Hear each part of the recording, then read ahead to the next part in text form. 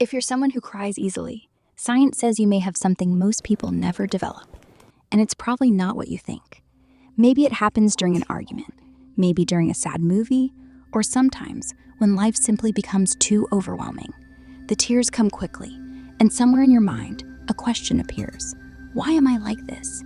But before you judge yourself for it, there's something important you should know. Crying easily isn't necessarily a weakness. In fact, psychologists say it can reveal something powerful about how your mind works.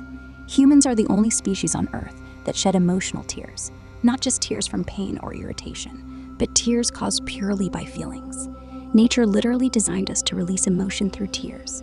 Yet many of us grew up hearing the opposite message. Stop crying, be strong, don't be so sensitive. So when tears appear easily, people assume something must be wrong with them. But psychology tells a different story. Researchers have identified several factors that make some people more likely to cry. And the first one is how deeply the brain processes emotion. People who cry easily often experience emotions more intensely. Areas of the brain, like the amygdala, respond more strongly to emotional signals.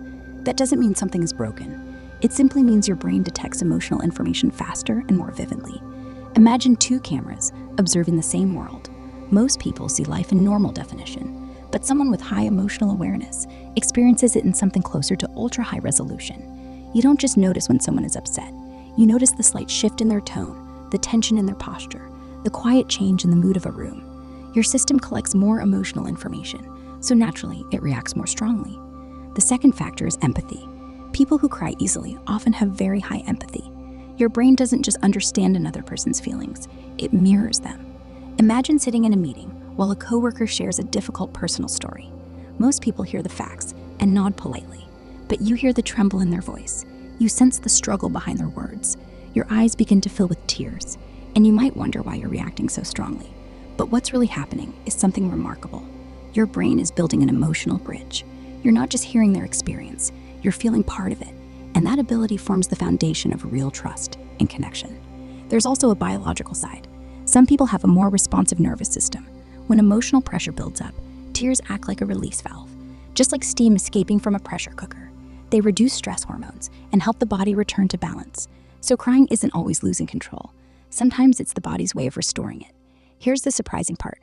Research suggests people who cry easily often develop stronger emotional resilience over time. That may sound contradictory, but suppressing emotions doesn't actually solve them. It only hides them. Crying allows emotions to be processed instead of buried, which means the mind can recover and move forward. In a strange way, tears can actually help people heal faster. But there's another layer many people overlook. Sometimes tears appear more easily for physical reasons: stress, sleep deprivation, dehydration, mental overload. When the body runs low on resources, emotional thresholds drop. It's similar to a phone switching into low battery mode. Your system simply becomes more sensitive, not because you're weak, but because your body needs rest. So if you're someone who cries easily, don't apologize for it. Your tears are not a flaw. They're a signal that your empathy is still alive, that your emotional awareness is still working. And in a world where many people have learned to shut those things down, that might actually be something rare, something valuable, and maybe something the world needs more of.